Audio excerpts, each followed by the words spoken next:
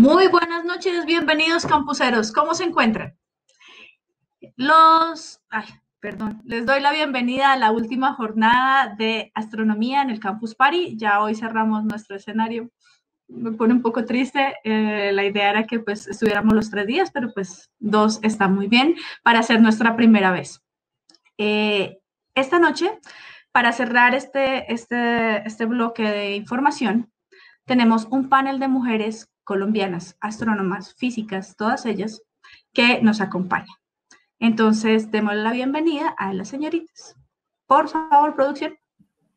Hola, Lauren, ¿cómo está? Hola, ¿cómo están? Muy bien, muchas gracias. Bienvenida. Anita, buenas noches. Hola, buenas noches. ¿Cómo te encuentras? Jennifer, Bien. buenas noches, otra vez. Bienvenida a la señora. Buenas noches otra vez. ¿Cómo están todas? María, feliz noche. ¿Cómo te encuentras?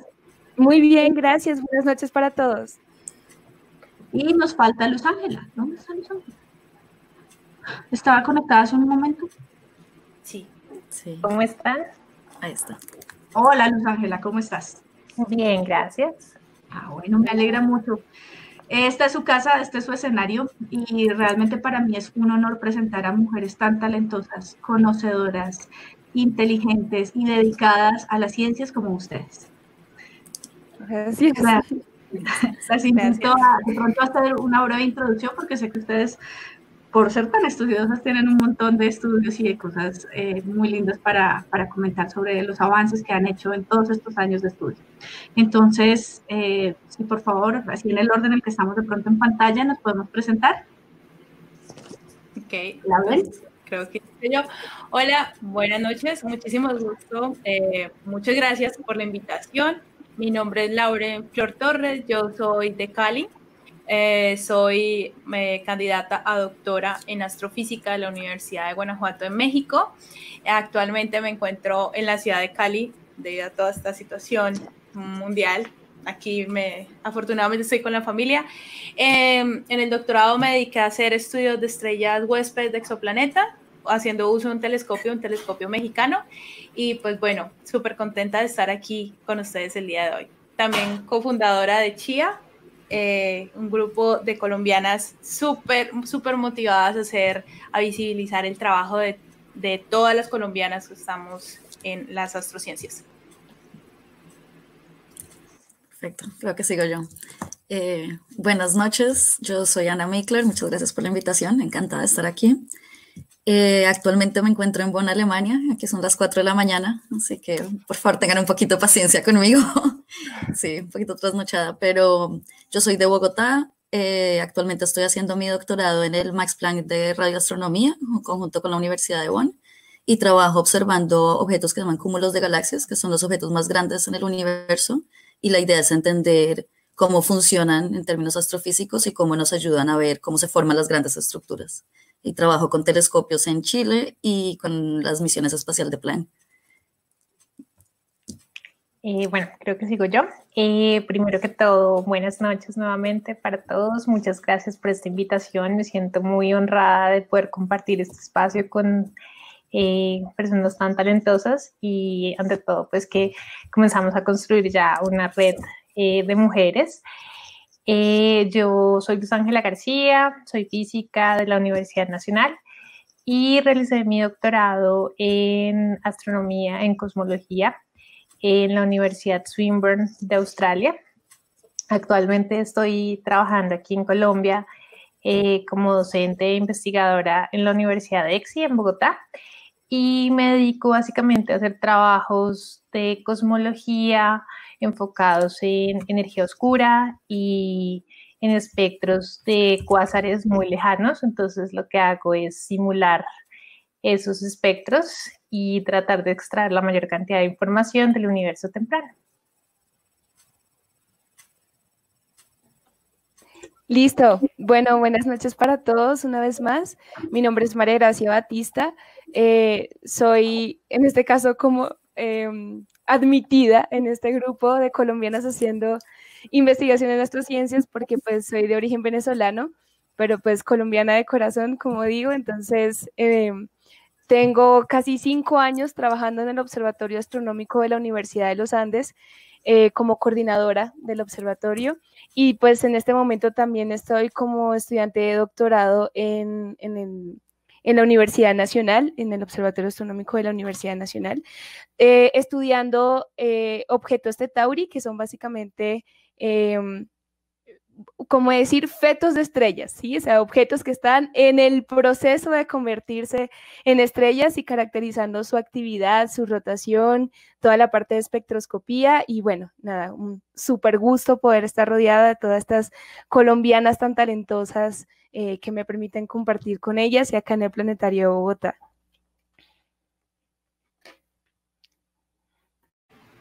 Listo. Bueno, ahora voy yo.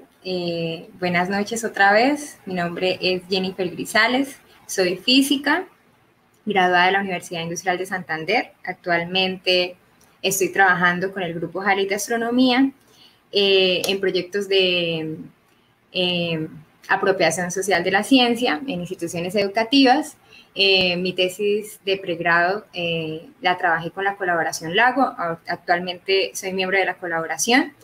Específicamente lo que se estudia en esa colaboración son las interacciones de rayos cósmicos o astropartículas que llegan a la atmósfera, generadas principalmente por la actividad solar. Entonces, esa radiación es el centro de investigación, el objeto de investigación de la colaboración.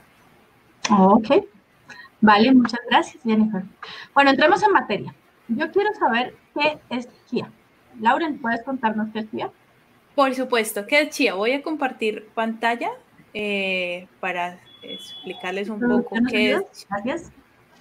Es chía. Aquí está. Chía. Chía, sus siglas son Colombianas Haciendo Investigación en Astrociencias. Es una idea que surge hace aproximadamente 2 años con unas compañeras, Andrea Guzmán, Valentina Abril y Eliana Mazo, que están en diferentes partes, exactamente en Europa. Y la idea, ¿cuál era de esta, digamos, el objetivo de Chía? El objetivo es alcanzar mentes talentosas en Colombia que se atrevan realmente a entrar en este reto, en estas astrociencias, y hablamos de astrociencias no solamente de astrofísica, sino de las diferentes ramas de la que unen las astrociencias. Y nuestra idea también es visibilizar el trabajo de las mujeres astrónomas en Colombia y buscar, pues, que yo creo que eso es algo que a todas aquí nos une, buscar promover la equidad de género y apoyar la capacitación de niñas y de jóvenes colombianas. Hasta el momento tenemos una red de aproximadamente 53 colombianas que están haciendo investigaciones en astrociencias, no solamente aquí en Colombia, sino en diferentes partes del mundo. Entonces, esto, Chía, es una red para que día tras día se está volviendo muchísimo más fuerte, en donde buscamos apoyar a esas niñas, promover la equidad y trabajar en pro de todas, de las que estamos y de las que vendrán en estas áreas de las astrociencias, que es realmente hermoso, porque estudiar el universo creo que es magnífico y a todos siempre nos ha causado curiosidad. Entonces, esto es Chía. Bueno, ok. Es muy interesante saber que hay tantas mujeres vinculadas a las ciencias. Sobre esto, me gustaría saber realmente cómo es el día a día de una astrónoma, de una mujer que se dedica a la física, a las ciencias. ¿Podrías, por favor, Ana, explicarme cuál es el día a día de un astrónomo?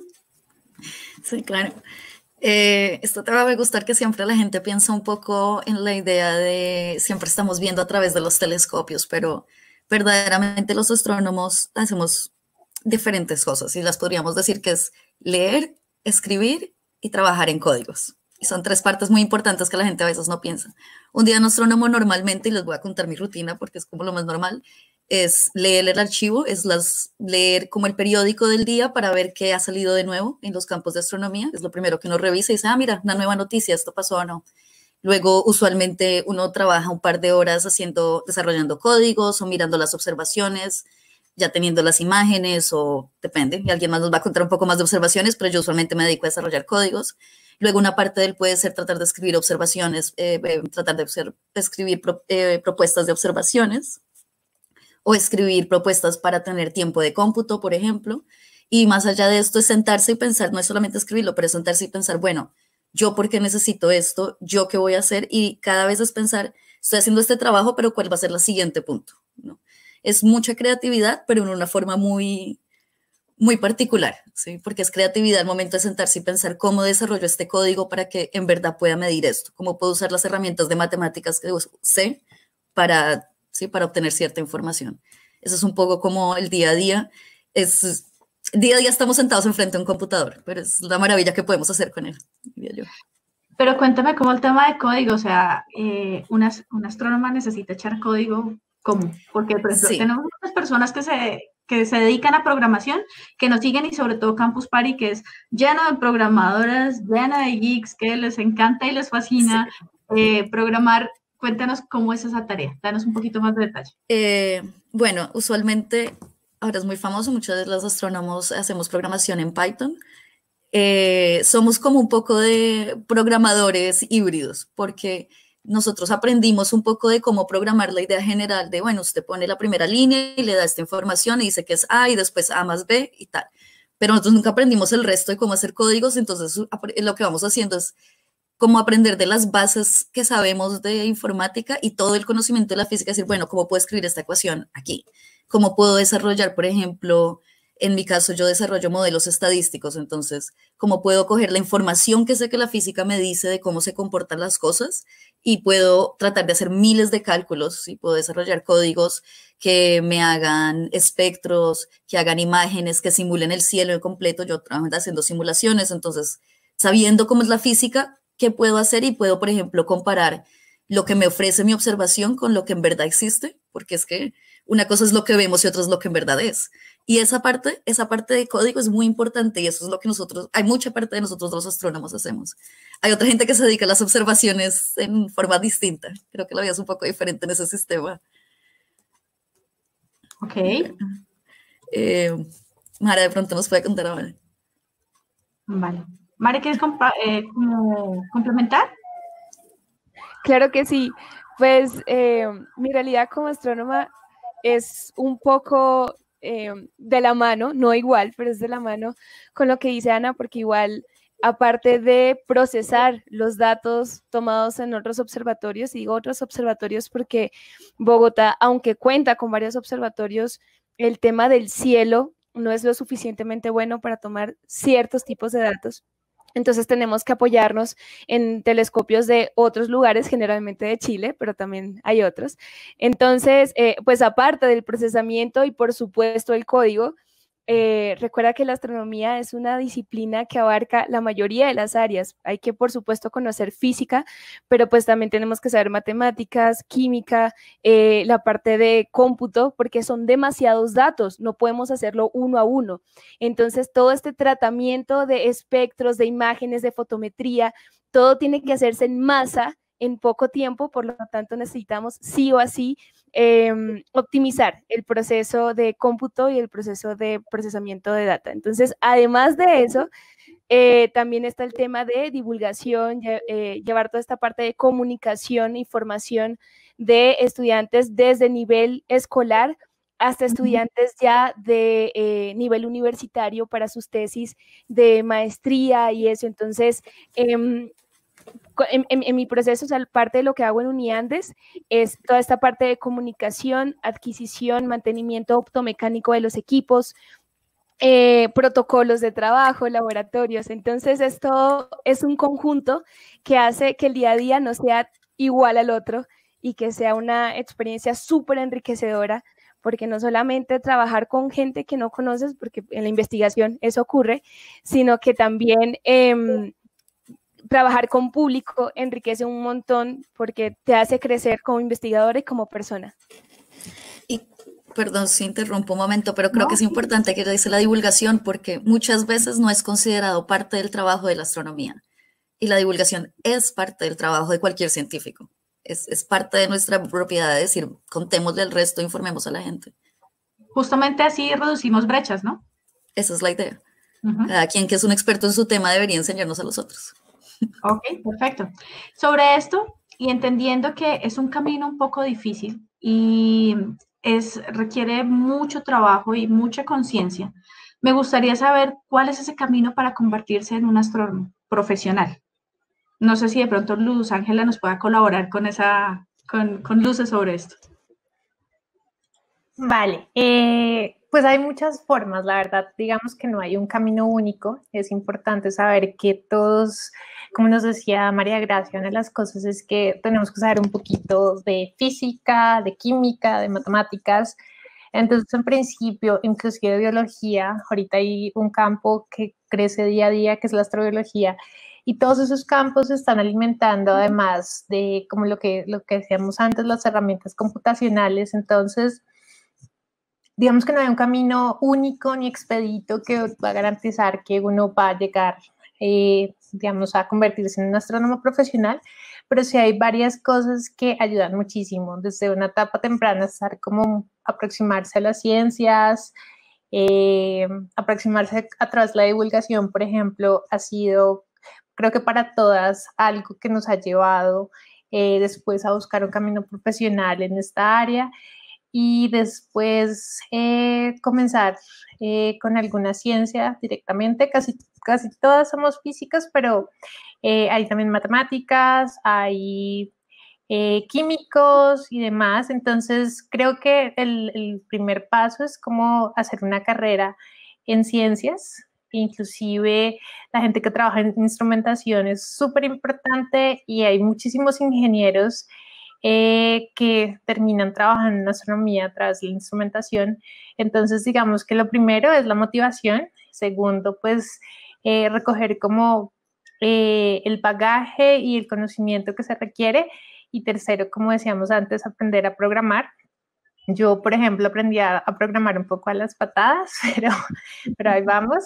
Entonces es importante, esas cosas son fundamentales y después pues el camino se va dando según cómo van dándose las cosas. Pero creo que ante todo es comenzar por la formación en el pregrado, en algo que esté relacionado y después buscar cuál es el problema que a uno le gusta y seguramente por ahí van a haber muchas tareas que hay que resolver y muchas preguntas que todavía están abiertas. Bueno, antes de seguir con otras preguntas que vienen, me gustaría leerles varios de los comentarios y el apoyo que ustedes tienen. En este momento tenemos 47 personas conectadas. Esperamos que se conecten más. Recuerden, si les está gustando esta charla, compartan este enlace, inviten a sus amigos y comenten, que es lo más importante. Bueno, vamos a leer por aquí cositas. Dice Elba Casadiegos, hola, muy buenas noches desde Cúcuta, gracias por su invitación. Alejandro Pimentel, Camilo Delgado, go, Astrochías. Germán Chaparro, saludos a todas. Josman Lizarazo, creo que por ahí estaba diciendo, era por el tema de código. Alejandro Pimentel dice, las mujeres van a salvar al mundo. Tenemos Urania Arte, qué gran inspiración. Dice Sergio Andrés Sánchez San Juan, un abrazo para todas y muchos éxitos. Daniela Flor, la mejor, saludos para todas. Ay, tienen muchos fans, son muchos. Tengo que admitir que Daniela Flor es mi hermana, entonces por ahí me está viendo. No, es igual. Ok, Lina Marcela Garcés, saludos. Darwin Francisco Castro Rodríguez nos saluda desde Ecuador. Josman sí, nos dice que codear en el espacio. Marjorie Agudelo, un saludo para todas las astrochías. Jennifer Grisales. Bueno, pues está aquí contestando la señorita. Sí. Muy bien, gracias por ayudarme a moderar aquí el chat. Muy bien, gracias. Alejandro Pimentel. No, tienen mucha gente. Por aquí había una pregunta. Urania Arte dice, ¿desarrollan código únicamente en Python o qué otro lenguaje de programación? Pues hay varios, incluso eso estábamos debatiendo ahorita un poco.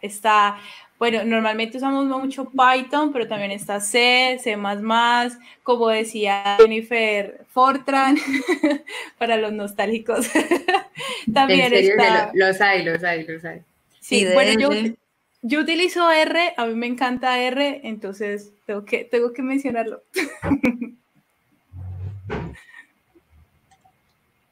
Es muy diverso, pero cada vez creo que hay más librerías centradas dentro de ciertos, o sea, cada vez los hemos ido evolucionando con las lenguas, ¿sabes? Antes era todo en Fortran, ahora es más que todo en C++, en Python, en R.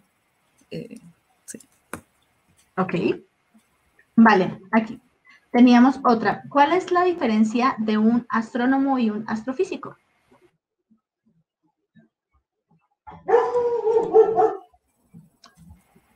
¿Quién quiere contestar?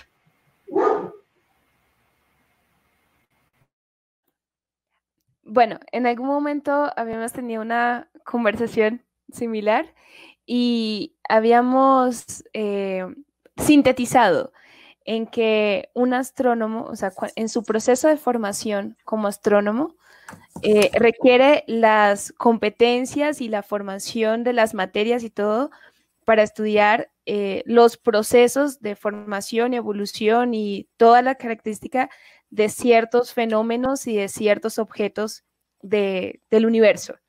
Mientras que los astrofísicos generalmente se forman primero en física y pues aplican gran parte de ese conocimiento y de esas herramientas que adquirieron durante su formación como físicos para poder entender, simular y ajustar lo que pensamos que es la realidad y de los datos para estos fenómenos de astronomía, básicamente.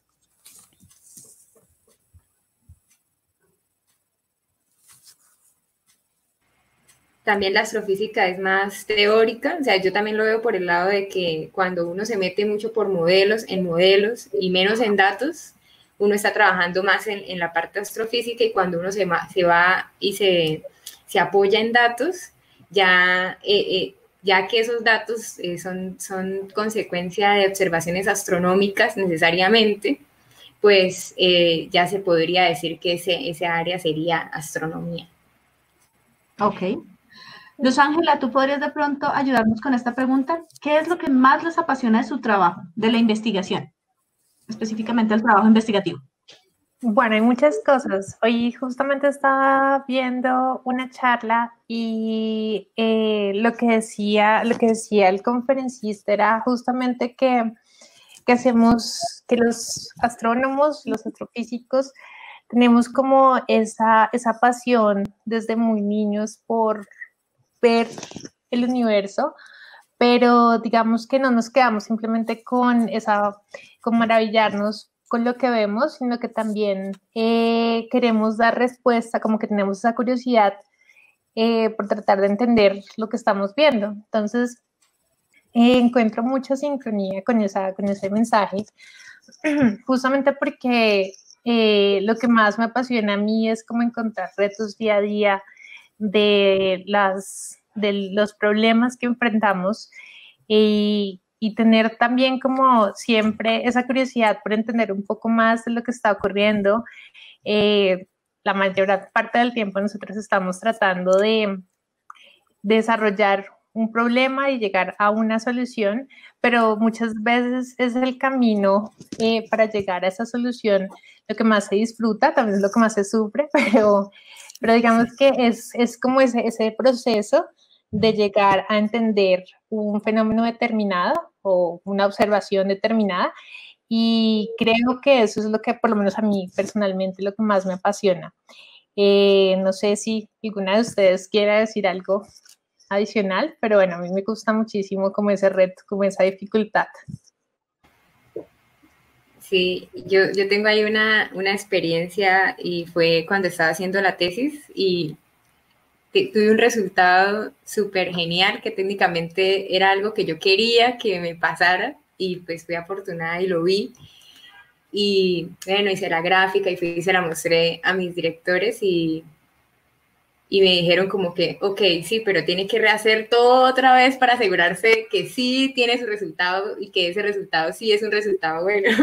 Entonces, eso fue es una experiencia que de cierta manera es muy inquietante, porque uno descubre, y ese proceso de descubrimiento pues también requiere que uno sea escéptico de sus propias cosas. Entonces es una enseñanza y es como un proceso de constante aprendizaje y enfrentarse a lo que uno está haciendo, y como abandonar el ego de qué es lo que uno hace y concentrarse en el conocimiento por lo que es, ¿sí? Entonces es muy gratificante, es algo muy chévere. Ok. Bueno, vamos a subirle un poquito el volumen a esto. Yo quisiera saber cuál es como esa importancia en la formación de las mujeres en STEAM, en todo el tema de competencias de matemáticas, ciencias, porque realmente a las mujeres no nos están teniendo en cuenta, y eso lo hablamos cultural o socialmente, sobre todo cuando estamos hablando de niveles socioeconómicos bajos, no promueven que las mujeres accedamos a las ciencias, que no nos motivemos por estudiar alrededor de las ciencias. ¿Cuál sería como esa importancia en la formación en STEAM para las mujeres? Yo voy a tomar aquí la palabra. Bueno, yo creo que hay como dos formas de ver esto un poco, ¿no? Una es, en verdad, bueno, las mujeres no, ¿sabes? No saben, no pueden adquirir el acceso a esto, no ven que pueden, y en un momento voy a hablar de ello, pero la otra es la idea de por qué debemos tener mujeres, y creo que a veces la gente no lo piensa y dice, obviamente hay mujeres en el mundo, debemos tener mujeres en todo, pero es el hecho de que traemos diversidad, y no solo en la astronomía, en muchas cosas. Pasa que en las ciencias, y especialmente en física, pues hay muchos más hombres que mujeres, pero es traer diversidad, y esa diversidad trae cosas como cambiar en la forma en que se trabaja, el ambiente de trabajo, no solamente en cuanto a familia, pero en cuanto a los tratos con los estudiantes, en cuanto a la forma en que se maneja el profesionalismo de las cosas. Y eso viene con traer gente que viene con otras necesidades. Eso es por un lado. Esa parte es muy importante para la ciencia, ¿sí? Porque también procesamos y vemos las cosas diferentes, o sea, pensamos diferente. Entre más diversidad tengamos, pues mejor. Por el otro, es importante, es una brecha, y si tenemos gente que no se puede educar, y más encima no le fortalecemos que se eduque como debe ser en la ciencia, o que vea que puede serlo, vamos a seguir incrementando la brecha entre la gente que tiene más conocimiento, que tiene más poder, y la gente que menos tiene. Y la única forma de romper eso es decirles, mire, sí se puede, es hacerle entender desde la escala del presidente hasta la escala del amiguito, decirle, todo el mundo puede hacer lo mismo. ¿Sí? O sea, yo crecí en un colegio de niñas toda la vida, entonces a mí nunca me dijeron que no podía hacer ciencia, porque pues si no era yo, era la amiguita al lado, pero, sí. Pero a veces, sí, eso toca cambiarlo, y por eso es importante, diría yo. No sé. Yo, bueno, me atrevo a por favor, Luz, tranquila, Luz Ángela, por favor.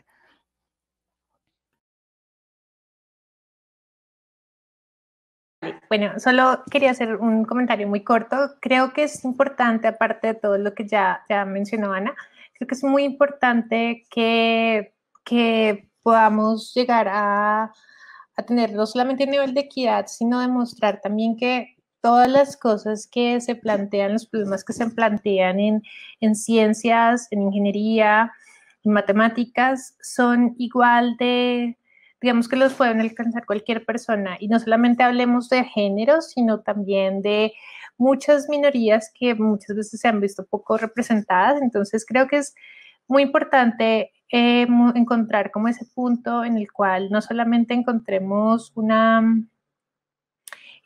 digamos, una participación activa de todos estos grupos, sino que también podamos introducir nuevas formas de pensar que vienen directamente asociadas con esos pensamientos diversos, con las aproximaciones diferentes que tiene cada grupo, y que seguramente van a entrar a enriquecer los problemas y la perspectiva con la cual se desarrolla. Entonces, para mí lo más importante es como ese factor diferenciador que tiene cada grupo, y que seguramente no se ha podido manifestar de forma tan clara porque pues no han estado muy representados en ciertas tareas. Bueno, me gustaría como resaltar un detalle, y es que diferente no implica opuesto. Entonces, ciertamente hay una condición, un conjunto de características que compartimos en general las mujeres, y justamente coincido con Ana en el sentido de que vienen a enriquecer el proceso de estudio y de formación en ciencias en general, no solamente astronomía. Entonces, creo que en este caso todo suma, porque sobre todo este tipo de estudios, particularmente en el caso de la astronomía, necesita de muchos puntos de vista, necesita de muchas herramientas, ¿no? O sea, no puede haber un solo enfoque, un solo approach, sino que tiene que haber diversidad de ideas, de ángulos, y eso justamente lo da la diversidad no solamente de edad, de género, de ubicaciones, de cultura. O sea, todo eso hace, o sea, de por sí, aún en un mismo país, en una misma ciudad, cambia el pensamiento con las generaciones. Entonces toca hacer toda esa ensalada de opciones, de edades, de ubicaciones, de orígenes, para diversificar el trabajo en la ciencia y lograr el mejor objetivo.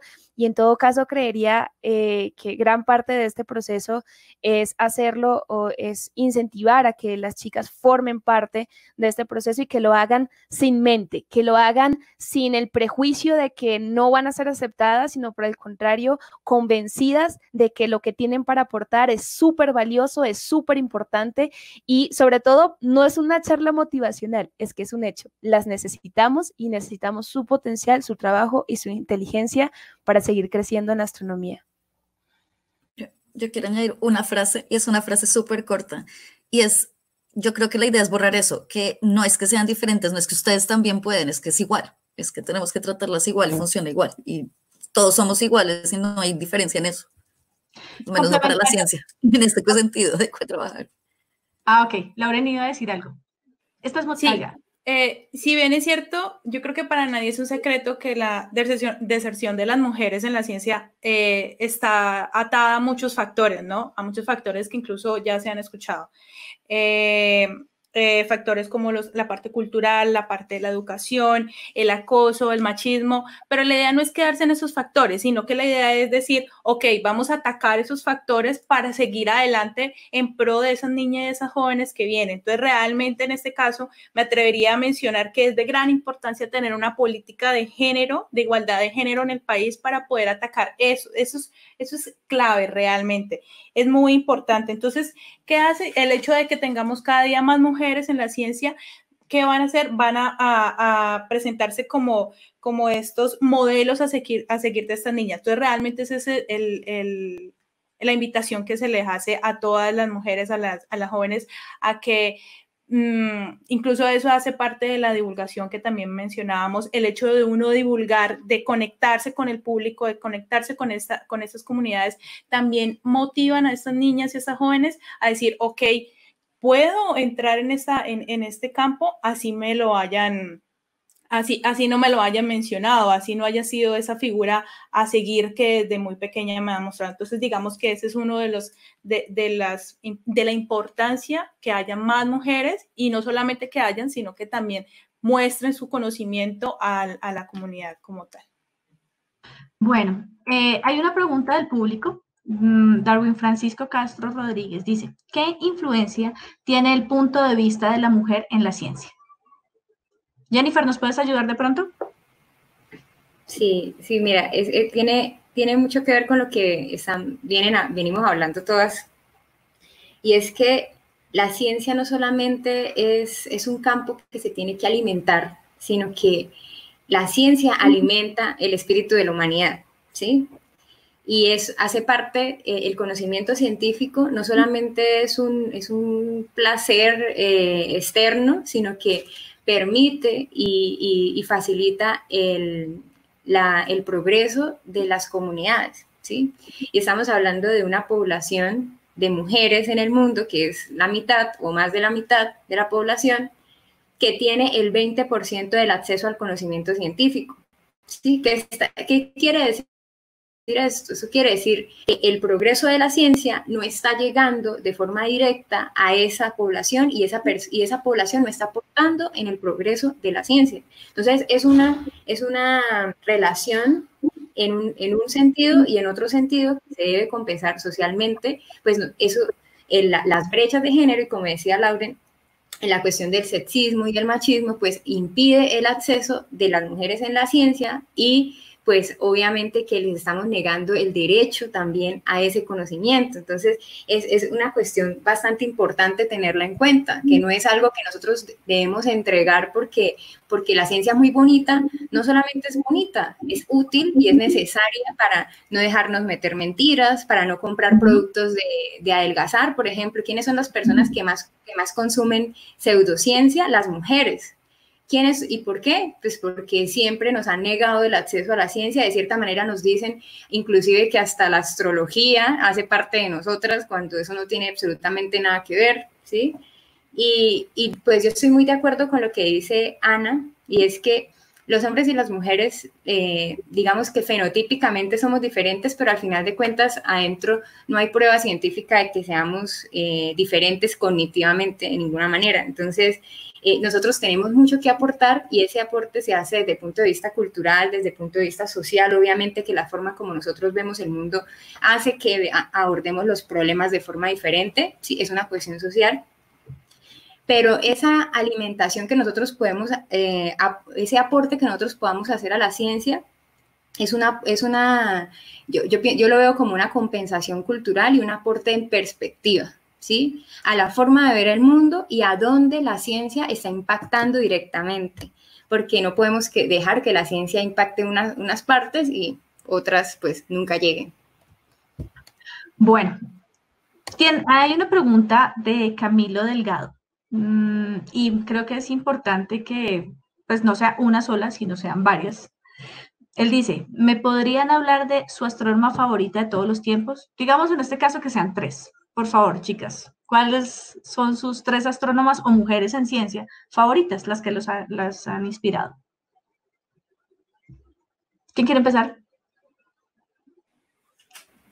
Yo estoy esperando ese momento para escucharlas y ver que no nos repitamos. Ok, puedo mencionar las 3 mías.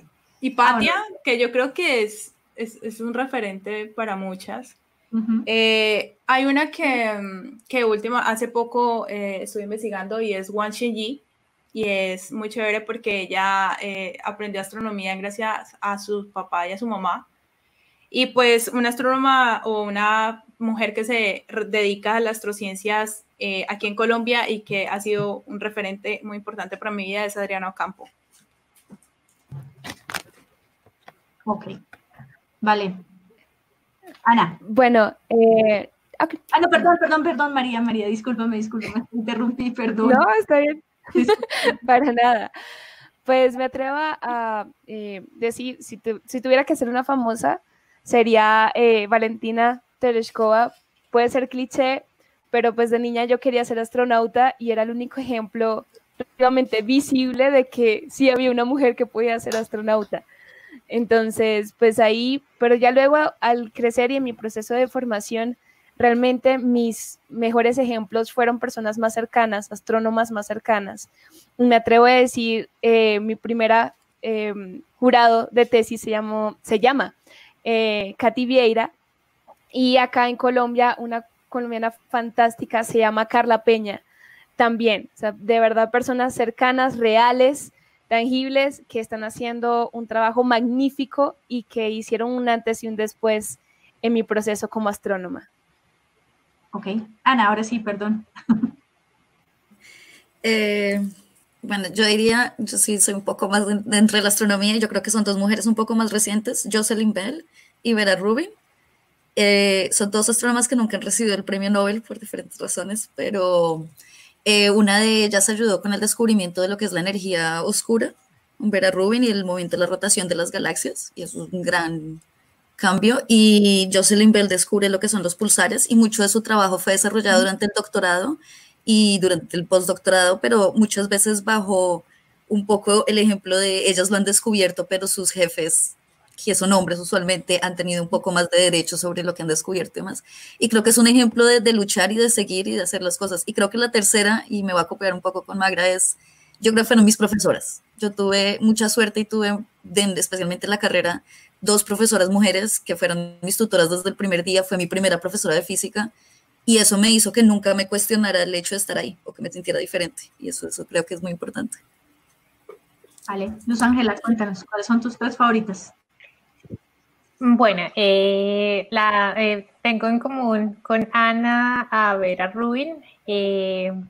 Pues siempre he trabajado como en el campo de cosmología, entonces Vera Rubin es un referente necesario. También tengo una que es poco conocida y sin embargo su contribución fue fundamental para que pudiéramos descubrir la expansión del universo, que siempre se le suele, digamos, que asignar directamente a Hubble, que es, digamos que con toda la razón, pero Henrietta Swan-Leavitt fue fundamental para encontrar esa relación y murió antes de que saliera la ley de Hubble. Y la tercera no es una astrónoma, es de hecho una matemática, es Emmy Noether, y es una de las contribuciones más importantes en física y pues tiene digamos, un aporte fundamental para entender las simetrías en física. Entonces, para mí ese teorema es fabuloso y tristemente pocos sabemos cuando vemos ese teorema que es una mujer la que dio lugar a ese teorema que es muy importante en física. Jennifer. Bueno, la primera que la tengo en común con Ana, que es Jocelyn Bell. Me parece, fue una de las primeras astrónomas que conocí cuando estaba estudiando la carrera. La segunda es una física, que es Lise Meitner, que ella la conocí en una clase. O sea, no sé, digamos, en mi experiencia, en mi carrera, no tuve muchas referentes femeninos. Cuando vi métodos matemáticos me mencionaron a Emmy Noether, y luego ya no vi más mujeres hasta que llegué a mi último semestre de carrera, donde hablamos de física atómica, y en física atómica habían un montón de mujeres y dije, wow, o sea, por fin veo a alguien, a un referente, y pues las historias que ellas tuvieron no fueron como muy recordadas, muy memoriadas, pero bueno, Lise Meitner, ella es la descubridora de la fisión nuclear, ¿sí? No. Y pues pasó desapercibida técnicamente por la historia.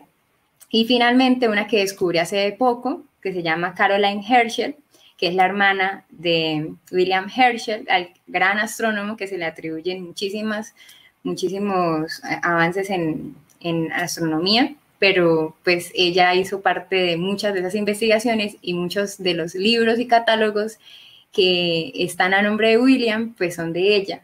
Pero digamos no tuvo como el reconocimiento, y me pareció bastante, me impactó ver que realmente no estuviera en la boca de la astronomía actualmente. Entonces, y casualmente en la última versión de Cosmos hacen un capítulo en memoria de ella, entonces fue como wow, o sea, por fin le reconocieron el trabajo.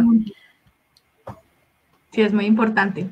Bueno, señoritas, ustedes que están en su asociación, que hacen un mapeo de todas las mujeres que están en astronomía, que están en ciencia, cuéntenme estadísticamente cómo está compuesto hoy por hoy, cuáles son las cifras actualizadas de astrónomas en formación y astrónomas formadas. Bueno, para esto voy a compartir de nuevo la pantalla. Sí, para mostrarles un poco. Mira, así rápidamente, sabemos, hasta el 2017, estas eran como las cifras que habían, donde habían en investigadores reconocidos en Colciencias, antes Colciencias, ahora MinCiencias, eran alrededor de 13.000 investigadores reconocidos, de los cuales, si vamos a la parte de las ciencias físicas, solamente habían 56 mujeres y 340 hombres. Estamos hablando de estadísticas de 2017, ¿no? Porque no hay estadísticas actualizadas. Pero hace poco se hizo como un sondeo rápido en un censo con la red de estudiantes colombianos de astronomía y CIA, en donde se obtuvieron los datos de 120 personas, y aquí están resumidos un poco. El mapa que ven allí es como el mapa de donde están haciendo sus pregrado, maestría o doctorado. En el lado derecho se pueden ver como la mayoría, el 40.8%, todos son de Bogotá. Y bueno, el 40.8% son de Bogotá. Y si vemos en la parte inferior izquierda, vemos que de esos 120 personas, 43.3% son hombres y 55.8% son mujeres. De todo esto está basado en los datos de estudiantes de pregrado, doctorado, de maestría, profesores que no se encuentran vinculados a la academia actualmente o postdoc. Pero ¿qué pasa? Si se dan cuenta, solamente fueron 120 personas, que creo que realmente no es la totalidad de los colombianos que están haciendo, los colombianos y las colombianas que están haciendo actualmente sus investigaciones en astrociencias. Si nos vamos un poco a las estadísticas que se tienen hasta el momento o a la base de datos que tenemos en CHIA, tenemos un total de hasta el momento de 53 colombianas haciendo investigación en astrociencias aquí en Colombia y en otros países.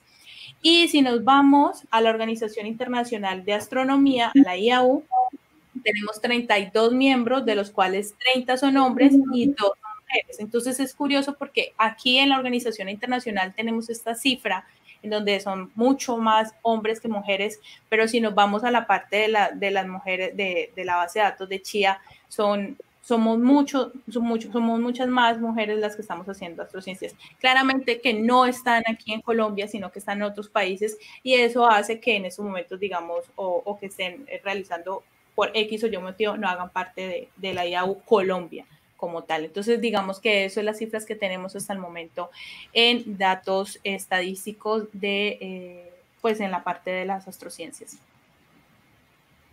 ¿Tenemos algún otro dato que puedan complementar o esas son como las cifras ya consolidadas? ¿Tenemos datos de pronto latinoamericanos o digamos, por ejemplo, cómo estamos respecto a Europa o eso todavía está en construcción? Realmente sí está en construcción, como si te das cuenta son 120 personas, entonces no está, son estadísticas preliminares, pero si volvemos si recuerdan el mapa como tal, lo que estaba mostrando era dónde estaban haciendo sus investigaciones, entonces están mucho en la parte de Norteamérica y en la parte de Europa. Entonces, digamos que eso es lo que se tiene hasta el momento. Evidentemente hay que ampliar un poco, digamos, los datos para tener una información estadística mucho más sólida y poder mostrar cómo. Pero incluso desde allí ya podemos ver que esa brecha sí la hay, esa brecha de género sí la hay, es muy notoria. No solamente en los datos, en la base de datos de Colciencias, sino también en los datos que tenemos de la IAU y también de la base de datos que tenemos de la encuesta preliminar hasta el momento. Ok, bueno, hablando de brechas, tomando ese término como eje, ¿existe una brecha entre hombres y mujeres en cuanto a las ciencias, en cuanto a la astronomía, que hable de los sesgos inconscientes que solemos tener, o bueno, que muchos suelen tener respecto a las mujeres en ciencia? No, pues, ¿con quién empezamos? Yo puedo ir. Definitivamente sí existe. Existe un problema persistente desde el pregrado. Sí suele haber menos mujeres en los pregrados de STEAM, de ciencia, matemática e ingeniería, pero digamos que a nivel de pregrado y maestría no es muy grande la diferencia y esa brecha se ha cerrado significativamente en casi todo el mundo, pero digamos que en Latinoamérica ha sido un poco más lento, salvo algunas excepciones como Chile, que tiene acceso a muchísimos telescopios. El nivel de doctorado y postdoctorado, definitivamente las cifras caen muchísimo. Uno, porque muchas mujeres quieren formar una familia y muchas veces tienen que escoger entre llevar una vida de investigación o no debería ser así, o tener una familia, pero pues desafortunadamente es un problema que existe y que hay que empezar a mirar cómo se soluciona. Y una de las formas es justamente pues que eduquemos a los niños y niñas desde muy temprano para que se generen como políticas en las cuales sea mucho más fácil llevar esos dos aspectos que son fundamentales para cualquier persona. Entonces creo que una de las cosas que hay que hacer es ser conscientes de esos sesgos que existen. Siempre se nos ha dicho que tal vez ciertos grupos tienen menos talento, pero no, hay que primero hacerse consciente de esas cosas, eso no es cierto. Y una vez que uno es consciente de ese sesgo, es mucho más fácil trabajar, y no solamente a nivel personal, que es fundamental, sino también a nivel institucional y a nivel nacional. Y eso han hecho muchos gobiernos, y así se han apoyado, se han generado diferentes políticas para apoyar a las mujeres de carrera, digamos, temprana, y apoyarlos como también para que puedan llevar esa vida familiar de la mano de su carrera profesional.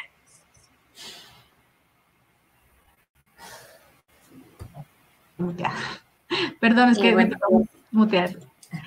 No sé si alguna otra quiere contarnos o hablarnos más sobre este tema de las brechas, porque tenemos muchos sesgos inconscientes. ¿Con cuáles se han enfrentado ustedes? Yo quería ahí hablar un poquito digamos que social, legalmente hay equidad, ¿no? Entonces somos iguales ante la Constitución y todo el cuento, pero culturalmente el avance de esa equidad ha sido muchísimo más lento, ¿sí? Entonces muchos de los sesgos vienen con ambientes no seguros en los que como mujeres a veces preferimos no meternos en esta carrera porque hay muchos hombres, entonces tu papá te dice, no, pero es que eso es muy peligroso porque quién quita que te emborrachen y te hagan algo, ¿sí? Eso influye muchísimo incluso en las niñas que quieren participar de actividades extracurriculares en sus colegios, ¿sí? Que la mayoría de niñas son las que no dejan ir al colegio en las tardes a hacer cosas por los papás por miedo a que algo les pase. Entonces, todas esas cosas se van acumulando y se van acumulando y generan que las mujeres nos sintamos a veces inseguras en lugares donde haya predominantemente hombres, ¿sí?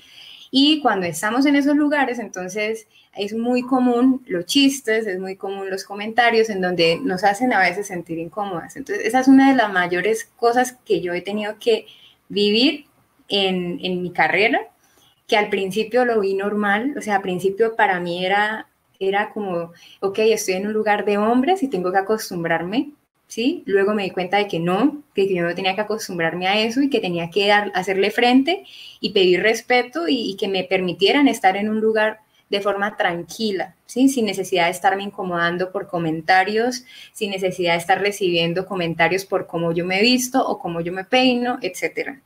Esas cosas que son re sutiles, eso no tiene nada que ver con la materia, no tiene nada que ver con las notas, no tiene nada que ver con tu investigación, pero que a veces te llegan a hacer sentir incómoda y querer irte, ¿sí? Eso es muy importante.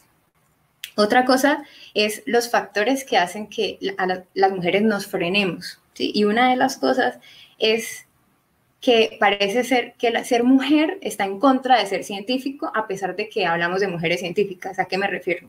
Algo que dijo Luz Ángela ahorita es muy importante y es la maternidad, ¿sí? Eso es algo que es opcional, pero que es una decisión que puede tomar cualquier mujer, sea o no científica, ¿sí?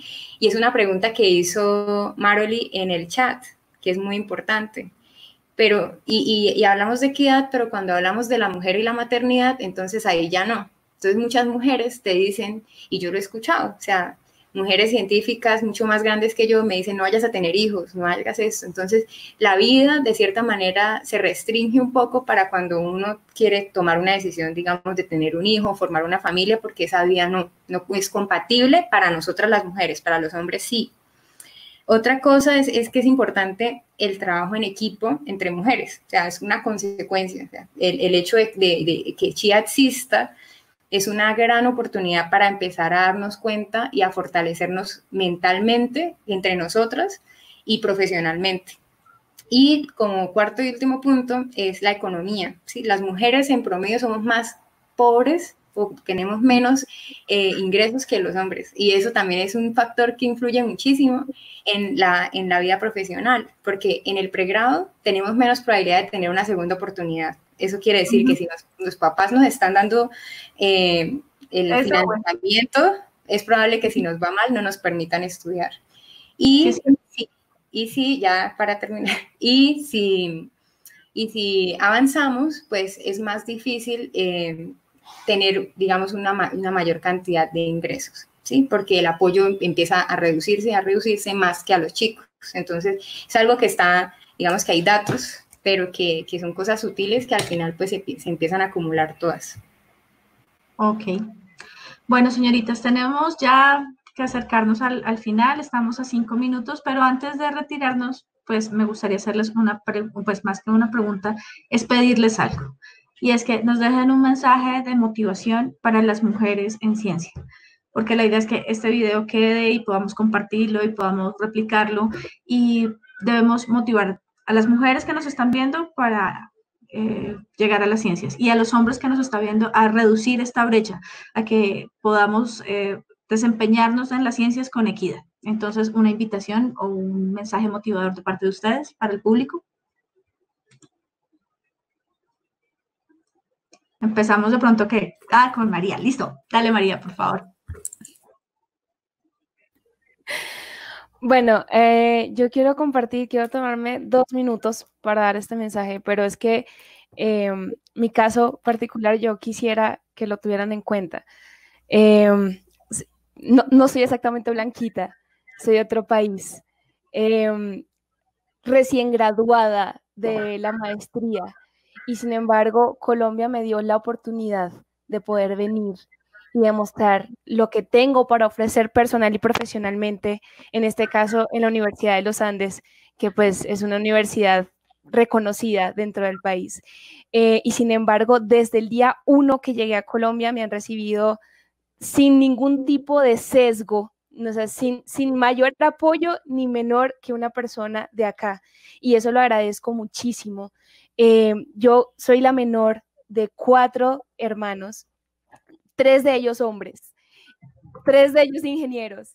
Y por supuesto mi familia estaba aterrada cuando yo les dije que quería estudiar física, como mi hija va a morir de hambre. Y sin embargo, a pesar de eso, hija, bueno, está difícil, pero inténtelo. Mis profesores de colegio siempre me apoyaron para que yo estudiara ciencias. De hecho, mi decisión de estudiar ciencia vino como sugerencia de uno de ellos. A lo que voy con esto es,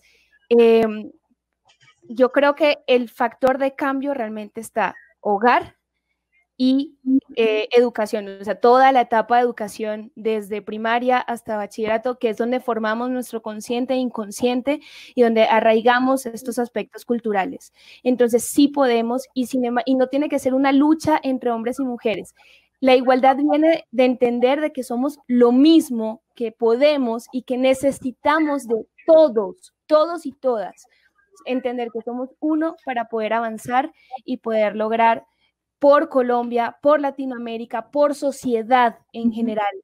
Y entonces lo vemos con los colombianos que están en otros países dándolo todo por hacer un excelente trabajo, por dejar el nombre de su país en alto, pues también es la ética personal y profesional lo que va a hacer el cambio en nuestra sociedad. No podemos tener juicio en lo que van a decidir los presidentes, pero sí tenemos injerencia en lo que vamos a hacer, cómo nos vamos a comportar y cómo vamos a asumir nuestros roles. Entonces nos necesitamos a todos y pues en este rol en el que estamos nosotros ahorita, pues tratar de ser el mejor ejemplo para estas generaciones que vienen. De verdad quiero aprovechar de agradecer por esta oportunidad de la noche de hoy. No, a ustedes de verdad, muchas gracias. A mí me gustaría, leí una frase hace unos días que me pareció muy interesante y dice, no limites tus retos, reta tus límites, y yo creo que eso es una frase muy esencial. Entonces, la idea es invitarlos a todos y a todas a animarse a estudiar y a explorar el campo de las ciencias, digamos en este caso el campo de la astronomía, de estudiar el universo, e incluso tengan en cuenta de que, o más bien no olviden que hay grupos como por ejemplo CHIA, que está trabajando fuertemente en pro de visibilizar y en pro de buscar un escenario a futuro más equitativo para que ustedes puedan entrar y explorar y tener muchas oportunidades para realmente tener muchas oportunidades para que sean ustedes, para que hagan lo que ustedes quieran realmente y entren, nunca se limiten, nunca piensen que hay límites, porque cuando ustedes dejan eso a un lado, realmente pueden incluso sorprenderse de lo que son capaces de hacer. Entonces esa es como la invitación. Bueno, señoritas, muchísimas gracias, de verdad, no se imaginan el honor que es tenerlas aquí, que ustedes hayan participado en el primer escenario de astronomía del Campus Party. Esperemos que para las siguientes versiones podamos seguir ampliando este espacio, que siga y que ya para la siguiente versión podamos vernos en presencial, tener este escenario con telescopios, con talleres de desarrollo específico, talleres de código, software enfocado a la astronomía y que ustedes puedan liderar estos espacios. Realmente esperamos que el próximo Campus Party y el próximo escenario de astronomía sea 50-50, 50 hombres, 50 mujeres y podamos tener todo lo que sabemos, poderlo mostrar con propiedad. Les agradezco, señoritas, de verdad, muy, muy gentiles. Muchísimas gracias por la invitación. Gracias. Y espero que lo hayan disfrutado porque se nos pasó el tiempo volando, sí, y los comentarios también están sorprendidos. Sí, estamos que nos hablábamos aquí. Sí.